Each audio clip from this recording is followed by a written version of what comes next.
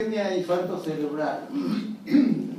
¿Y por qué las dos partes, mejor dicho, las dos clases que vamos a empezar ahora, o que pretendemos hacerlas, es uno de los problemas más serios que puede tener en realidad prácticamente toda la tercera edad es de la principal causa? O tiene un problema de tipo isquémico o vascular que puede comprometer al corazón, al sistema cardíaco, básicamente el corazón. Pocas veces hay lesiones considerables, muy serias a nivel de aorta, por ejemplo, pero sí la hay en otro tipo de vasos periféricos, como ustedes saben. Y parte también de las manifestaciones clínicas propiamente por patología vascular arterial periférica son responsables de la mayoría de los casos que tenemos y que lo vamos a tratar de señalar ahora, que es la isquemia y el infarto cerebral. Isquemia es sencillo, ustedes ya lo saben, de patología general también, es la privación de la circulación en general.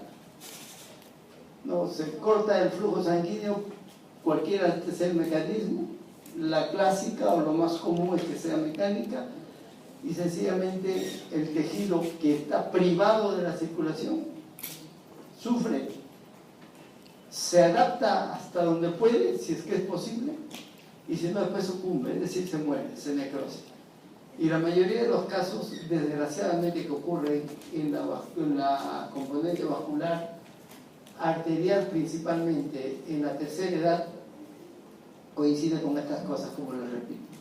Entonces, la patología isquémica y también la otra clase, la hemorragia cerebral, tiene algo que ver directamente con problemas de las arterias, que es dentro de ellas la arteriosclerosis de lejos, la principal causa. Creo que hemos comentado alguna vez cuando hicimos de repente el caso del corazón que alguien pretendió o pretenden algunos estudios o revisiones que se hacen que propiamente la arteriosclerosis no considerarla tal vez como una patología propia, sino más bien como un problema de desgaste o de la vejez sencillamente propio de la senectud, ¿no? Porque quiera que no, aunque sea mínimo, todos los que llegan, entre ellos las que ya yo me cuento que ya llegamos a más de los 60, algo tenemos. Unos más, otros menos, unos ya con problemas, otros todavía sin problemas. Pero si hiciéramos un estudio de todas las arterias de las personas que ya pasan los 60, 65, y cuanto más edad tengan, todas tienen algún problema vascular arterial, entre ellos arteriosclerosis. Y tampoco es que solamente ellos la tienen también desde niñitos. Con toda seguridad, si hacemos un estudio hipotético de todos ustedes, aunque sean incipientes, las hay placas. Por eso que hay que tener en consideración eso desde el inicio para evitar complicaciones después cuando ustedes tengan más edad. Estrías grasas pueden encontrarse desde los 5 o 6 años.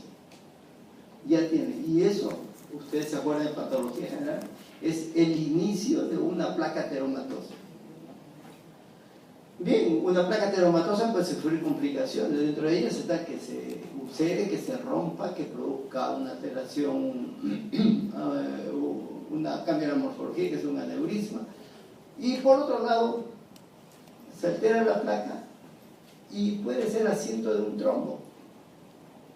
O la placa puede romperse y desprenderse también. Y hace un problema obstructivo más lejos de donde estaba naciendo. Y eso, si nosotros lo entendemos así, es el punto de partida más importante y más frecuente de todo lo que vamos a ver ahora. Mecanismo de hipoxia y de isquemia. Miren que aquí ya diferenciamos brevemente también. Una cosa es privar del oxígeno, una insuficiencia cardíaca, una intoxicación, qué sé yo, y otra cosa es privar de la circulación. Son dos mecanismos distintos. De repente las consecuencias pueden ser similares al final, ¿no? Pero los mecanismos son otros.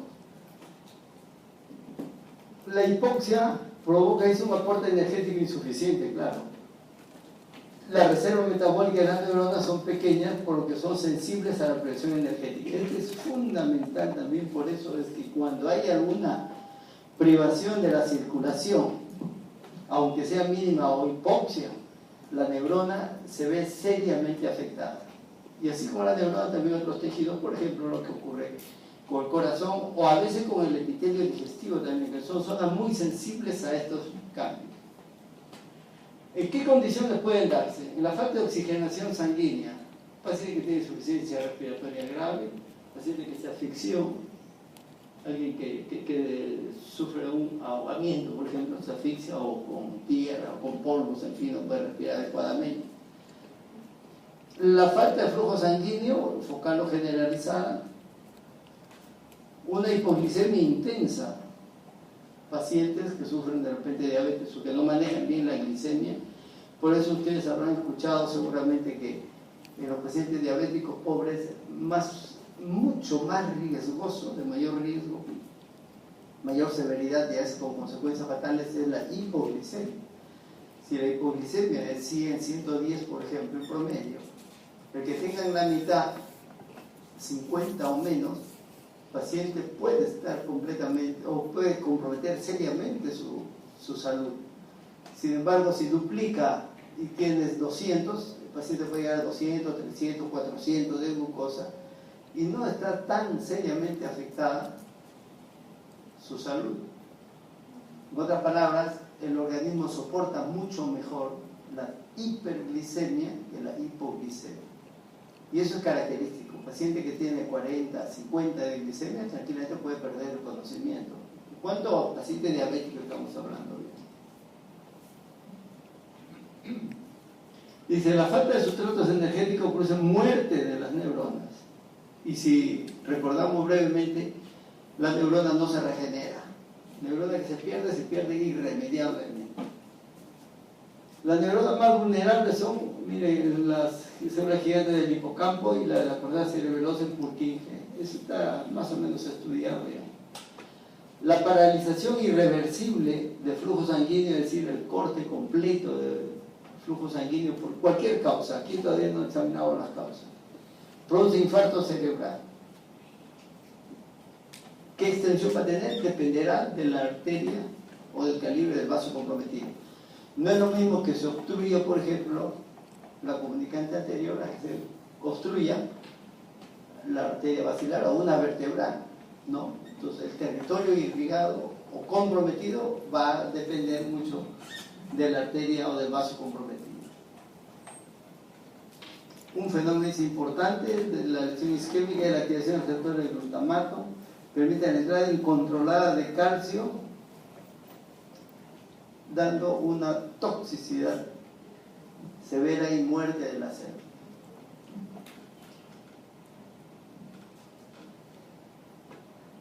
Las enfermedades cerebrovasculares, todas, esta y la que vamos a ver en la siguiente, hemorragia en general, dice la tercera cosa más frecuente de muerte, no es solamente de morbilidad, de muerte.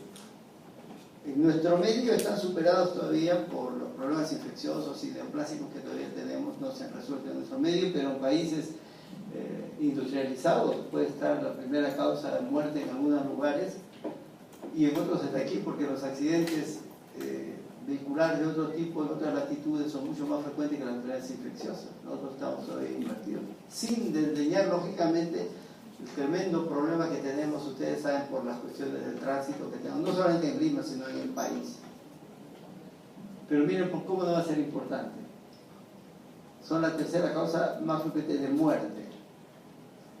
El signo más frecuente es un episodio repetido de fibra neurológica denominado el famoso ictus.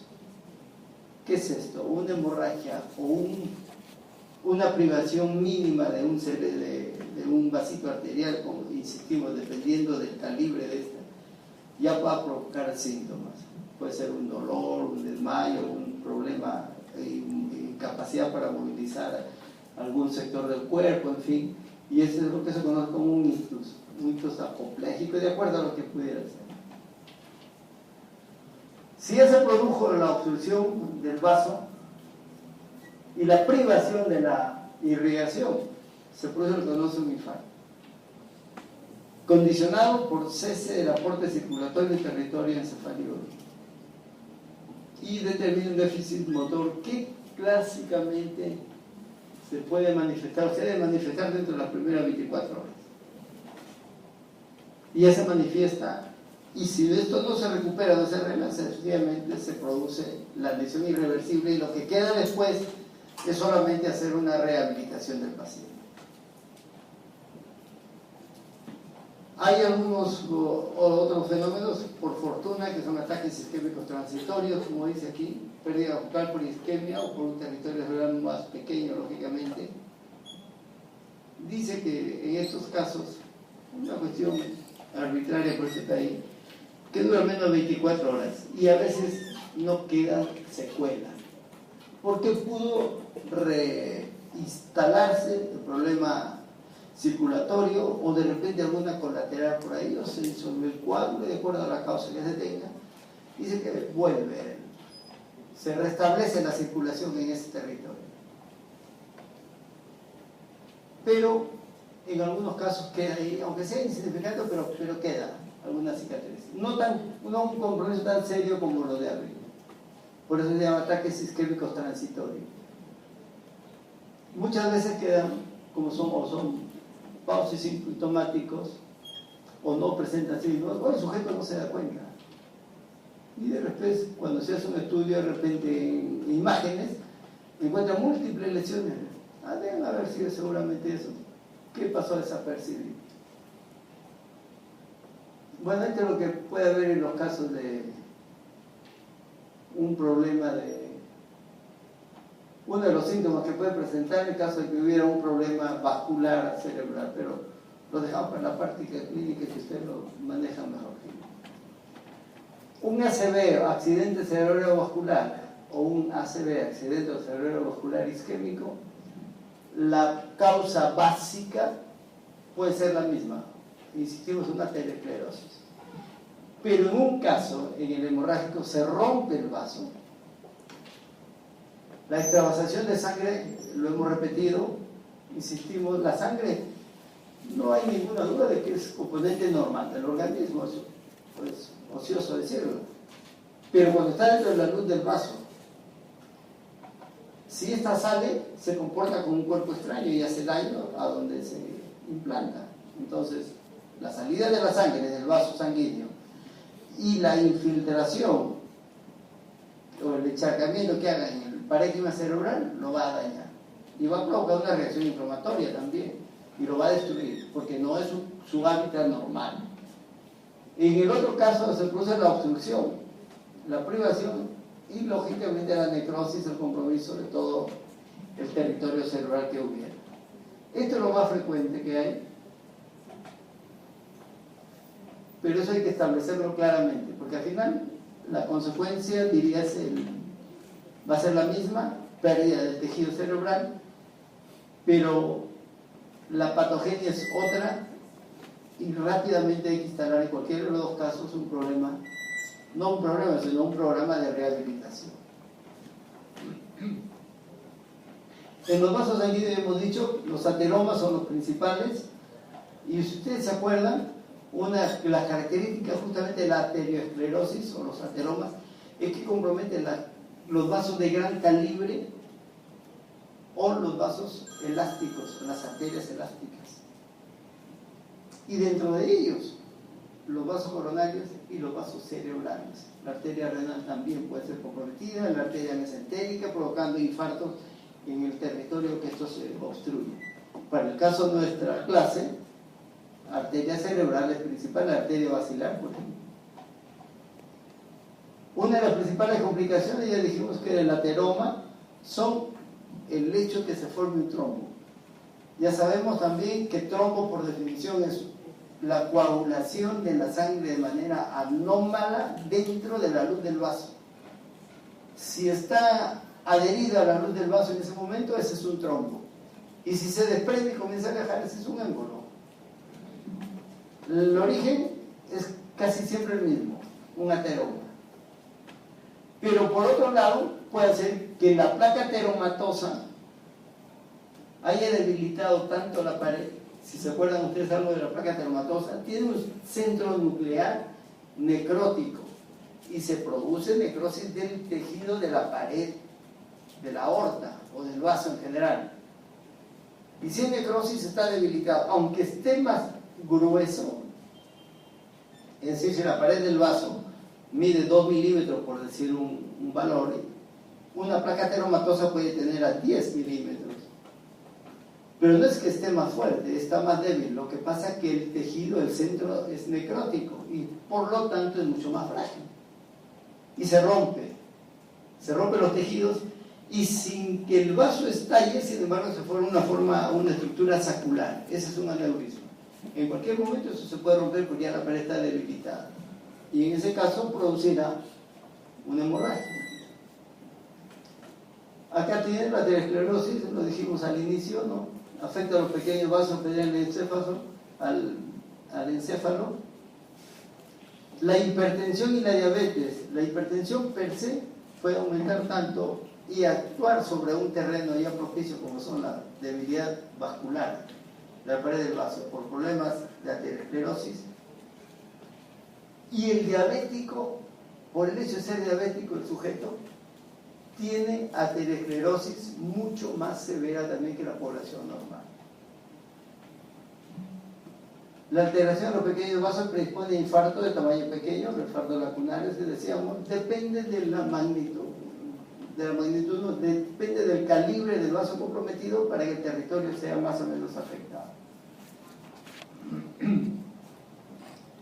Un trombo oclusivo, ¿qué es? Cuando el trombo completa o llena o ocluye completamente la luz del vaso. Y obviamente presenta un infarto cerebral. ¿Cómo se origina? Se altera la placa, se activan los factores de coagulación, se forma el coágulo acá y se ocluye el vaso completamente. Ahí ya no hay duda de que va a producir la lesión. ¿Pero dónde nació la placa aterosclerótica? Este es el trombo, pero la placa es toda esta blanca. Lo mismo en detalles. Y la esclerosis arterial, que es parte del componente que estábamos señalando.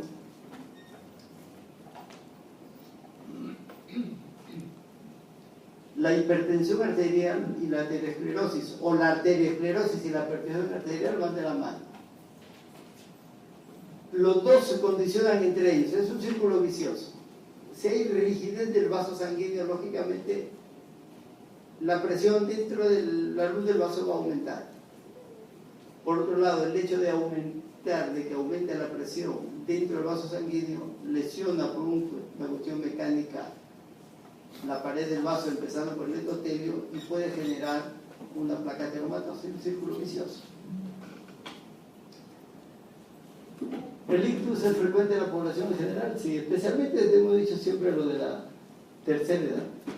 Miren ustedes, 2 por 1000 de la población general, sobre todo en ancianos. Diagnóstico clínico, dice una instalación brusca, déficit neurológico focal, bien definido. Obviamente que para eso hay que descartar primero la posibilidad traumática. No tenía nada, estaba trabajando, estaba haciendo tal cosa, estaba caminando. Claro que si alguien le da un coscorrón, un cocacho, ya, bueno, pero la cosa cambia. Pero ahí ya va por la lesión traumática. Las causas pueden dividirse en dos grupos, dice. Isquemias, 85%, y las hemorragias mucho menos frecuentes. Para hablar de accidentes cerebrovasculares en general. Cuando los vasos son los más grandes, los más gruesos, comprometidos, producen infartos regionales. Y el principal mecanismo es el trombo o el embolismo. Las enfermedades de pequeños vasos producen más bien microinfartos, conocidos como infartos lacunares, que vamos a ver. Y dice que esto tiene alguna asociación un poquito más cercana con otro tipo de patología.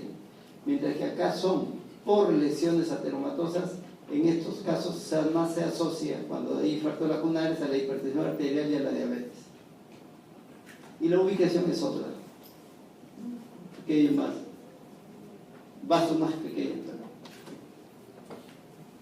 Los infartos venosos no son tan usuales, pero también hay que considerarlos.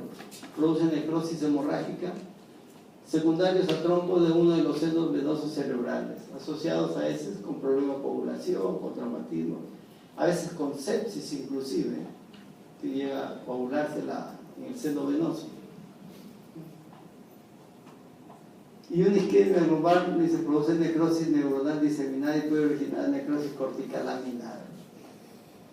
Caso, por ejemplo, cuando haya una privación muy severa, cuando haya presión o una disminución muy considerable de la presión, o haya una hipoxia larga en cuanto a, muy prolongada en cuanto a la capacidad ventilatoria o circulatoria.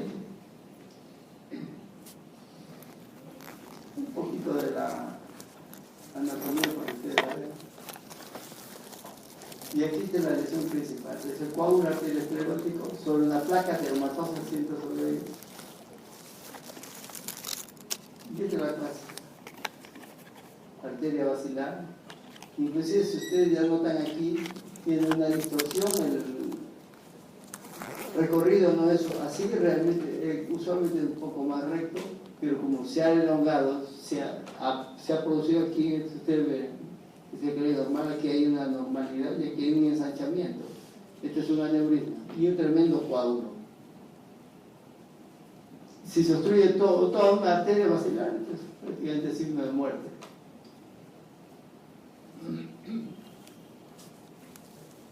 Infartos cerebrales o hemorragia, de acuerdo a lo que...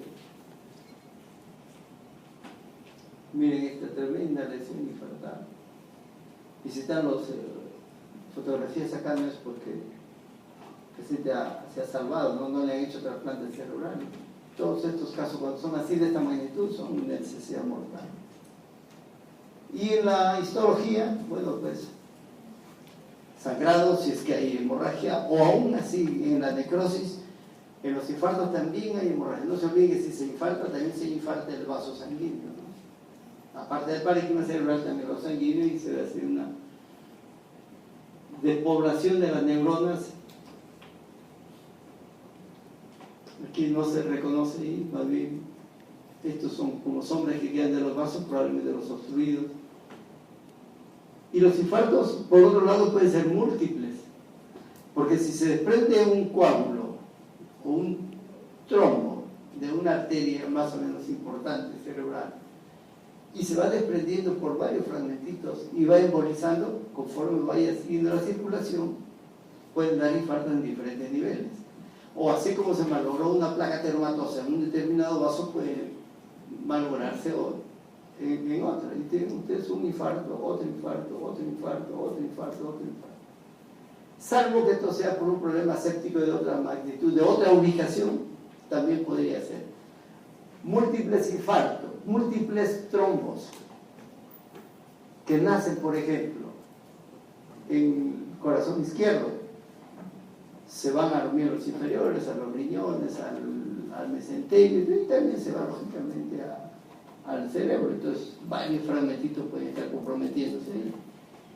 Y si además es un problema, por ejemplo, de una endocarditis bacteriana, no solamente es el problema de la masita del trombo, sino que además lleva gérmenes y hace un tromboembolismo séptico.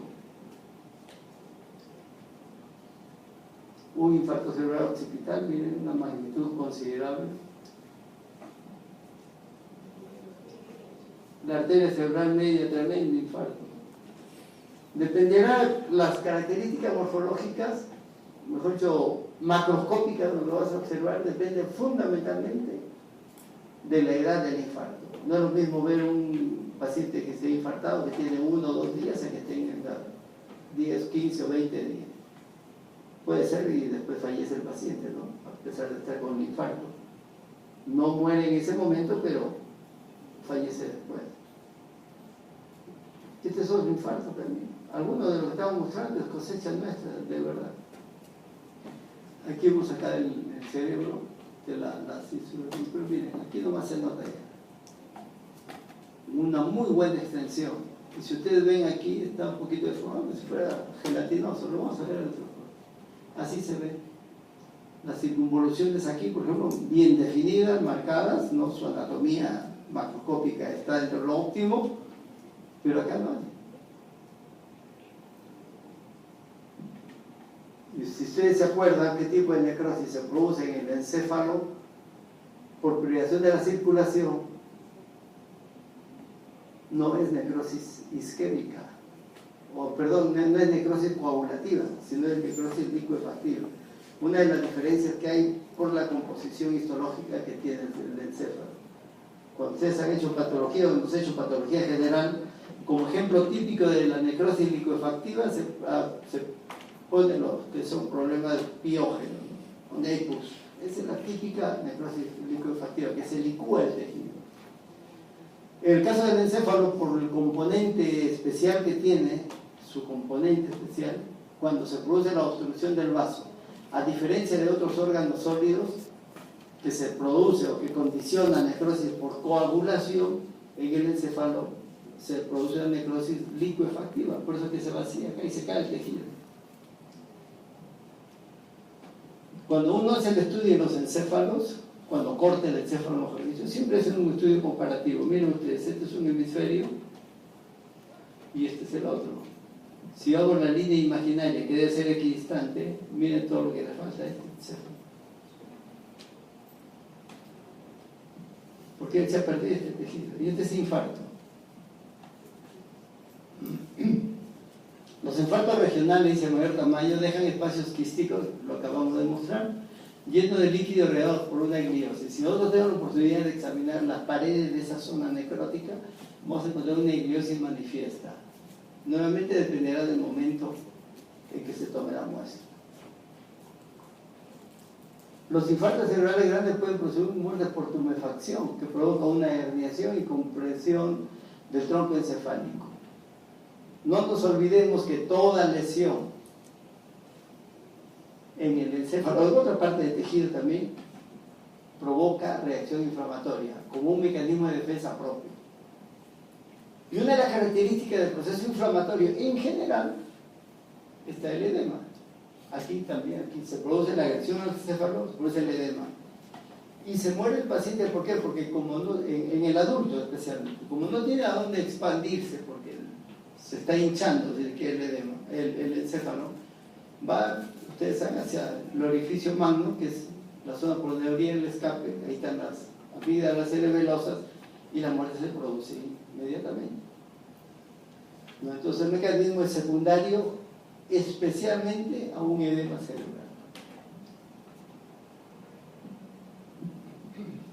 Aquí hay una zona infartada, miren, dependerá lógicamente de dónde esté. Un infarto antiguo ya tiene las cavidades más o menos quísticas. Este paciente de repente ha muerto por otra causa también, se le encuentra. No necesariamente ha muerto del infarto. O podía morir también después de algún tiempo por el propio infarto o porque de repente hizo otro por ahí. Pero aquí les mostramos el caso, cómo se ve el caso del infarto antiguo. Aquí es mucho más grande, está tratando de reabsorber todo. Algunas veces cicatriza y lógicamente es una estructura fibrosa como todo proceso inflamatorio que cicatriza.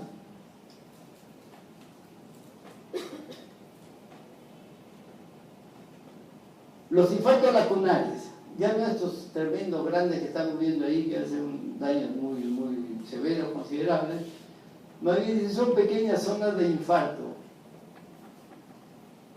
Una hendidura dice menos de 1 centímetro de diámetro, o sea, pueden ser pequeñitos, múltiples, la mayoría son múltiples, y obviamente no son tan severos como para condicionar o provocar la muerte del paciente. Tienen una asociación con los pacientes que sufren de hipertensión o de diabetes, lo decíamos.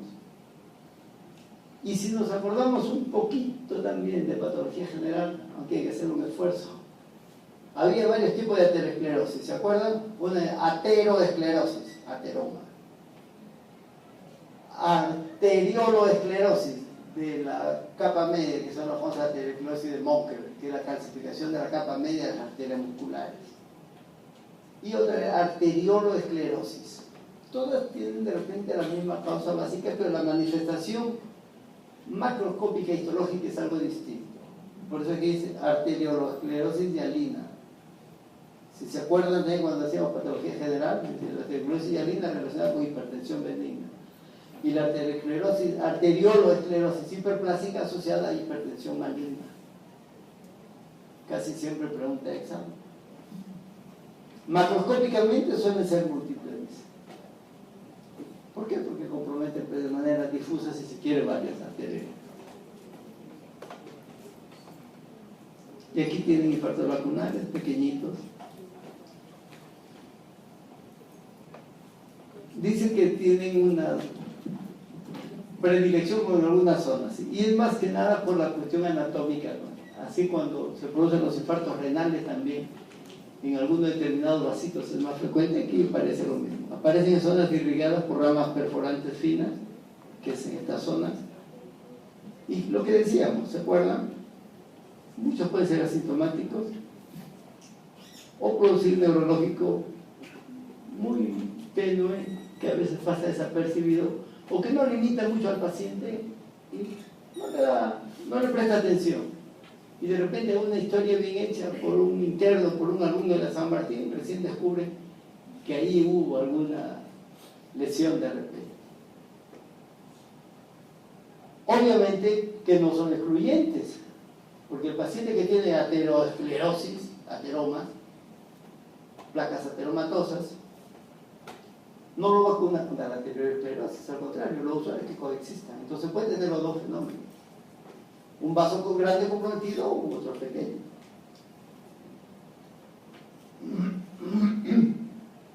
Hay otro tipo de necrosis laminar en donde se compromete prácticamente gran cantidad o grandes porciones. En algunos autores se dice que puede comprometerse toda la corteza inclusive, pero la causa es otra. Como de manera difusa toda la corteza cerebral, más bien se dice una necrosis laminar, y vamos a ver un ejemplo ahora cómo se hace, y eso se debe fundamentalmente a la falta de perfusión generalizada. Un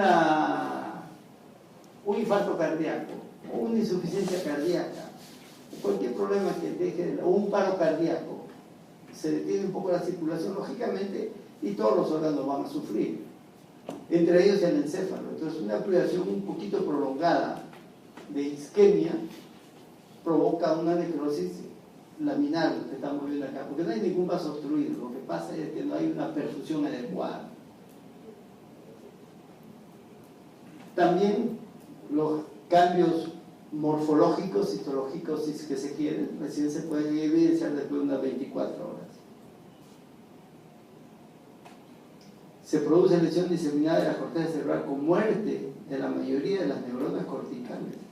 Por lo tanto, si es que el sujeto sobrevive, va a quedar con una deficiencia muy marcada.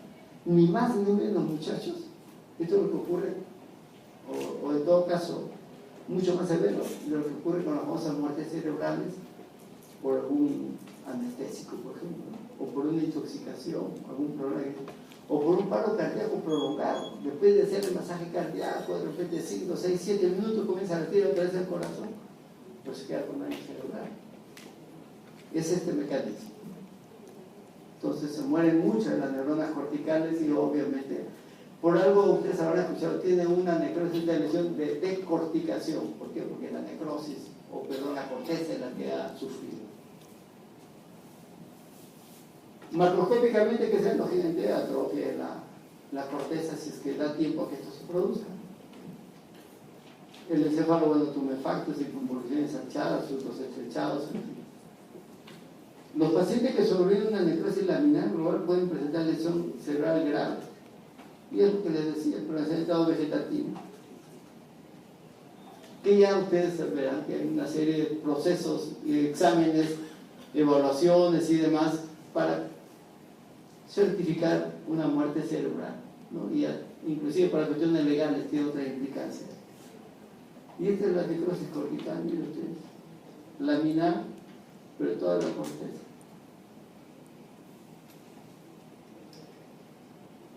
Necrosis cortical. Las alteraciones histopatológicas, si es que tenemos la oportunidad, cada vez esto va a ser más difícil, pero de todas maneras lo vamos a consignar ahí, porque las necrosis cada día van disminuyendo. Desde el punto de vista clínico, más bien están aumentando de manera exponencial las necropsias médico-legales, ¿no? Todo lo que es sospechoso de muerte o de mala praxis o de accidente, muerte súbita, violenta, va a las morgues, no a la morgue central, sino al servicio de morgue del Ministerio Público en este momento. De repente cuando ustedes se estén ejerciendo o después va a ser algo diferente, porque en mi época cuando yo estudiaba no era el Ministerio Público, que no existía, sino el Ministerio de Justicia. Era una dependencia de ellos. Y ustedes verán que toda muerte que se produce en accidente de tránsito, que es lo más común, o un incendio, un homicidio, etc., va a la necropsia de ley, a la cual nadie se puede oponer. Sin embargo, en la necropsia que nosotros hacemos en los hospitales, tenemos cada vez más dificultades. Por eso es que estos casos no los vemos mucho nosotros. Bien, alteraciones iniciales dicen entre 12 y 24 horas. Ya vemos cambios en las neuronas un poco rojas, tumefactas también, que uno la puede ver en las láminas microscópicas. Puede haber lesiones similares, con lesiones no solamente en las neuronas, sino las células que conforman propiamente el estroma cerebral también se comprometen, que es la glia en estos casos. Si esto avanza un poco, un par de semanas, 14, 15, 20 días de repente, ya hay tejido necrótico evidente que se puede estar liquefactando, inclusive será mucho macrófago. ¿Para qué? Para la baja policía, ¿verdad? Para limpiar, digerir, limpiar todo el tejido necrótico. Proliferación vascular, ¿para qué? Para que lleguen los nutrientes o los elementos de la baja policía o los que van a reparar el daño, que son los fibroblastos y otros más, y una gliosis reactiva como proceso inflamatorio. La reparación, ojo, no dice la regeneración, dice la reparación se observa a partir de las 2 semanas. Se debe ya eliminar el tejido necrótico. Obviamente que si se ha necrosado y ya se ha perdido la estructura anatómica normal del sistema nervioso o del encéfalo, pérdida neuronal se observará, gliosis, de acuerdo a la magnitud de la lesión y obviamente de acuerdo al tratamiento si es que se logró dar también.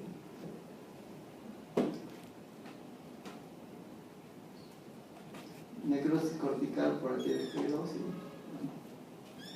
infartos antiguos, y así se vería una pérdida de la contorno del citoplasma, un núcleo más o menos central. En otros ya estará degenerando esta neurona también. Aquí, por ejemplo, en esta se preserva el núcleo del nucleolo todavía significativo, pero aquí ya no. Aquí se está perdiendo, o ya se perdió el núcleo ese. Si ustedes se acuerdan de 3 características fundamentales de la necrosis celular, ¿se acuerdan cuáles son? Uno de ellos es la pignosis, ¿verdad? Condensación del material nuclear. El otro es la cariorexis. ¿Qué es la cariorexis? Que el núcleo se fragmenta. Y la cariolisis es cuando el núcleo se lisa completamente, por ejemplo. Y se confunde ya la materia proteico del núcleo y del citoplasma y todo se va degenerando. Se coagula proteínas, un mecanismo de crisis. Se habla un poco de gliosis, pared del infarto. Esta zona todavía no está del todo degenerada, pero esta sí. Aquí ya no hay, ¿verdad? ¿Qué predomina ahí? Proceso infiltrado inflamatorio. Entre ellos, lo que más hay son los macrófagos. ¿Por qué? Porque están fagocitando este material poco a poco.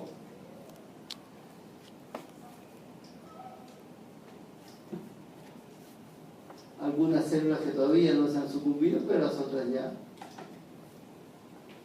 Cambios celulares. Bueno, esta es de histología aquí. Claramente se ve que está rodeando los vasos sanguíneos, en fin.